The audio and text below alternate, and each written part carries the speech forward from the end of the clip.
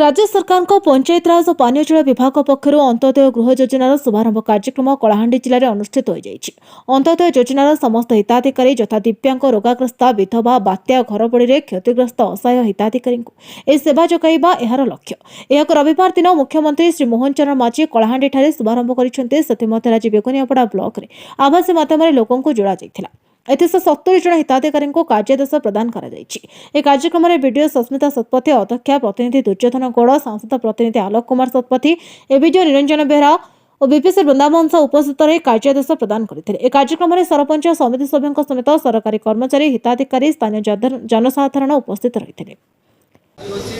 चैत्र शुक्ल प्रतिपदा से प्रतिपदा हिंदू नुआ वर्ष आमर सरकार आमर महिला लोक नुआ वर्ष नुआ आशा गोटे आज नुआ आशा कौन ना जो आमर अंत्योदय गृह योजना ए योजना रे जो महिला माने आउ जो शरीफ परिवार कोदर कृष्णचंद्र पलेंक रिपोर्ट, नायवती टीवी।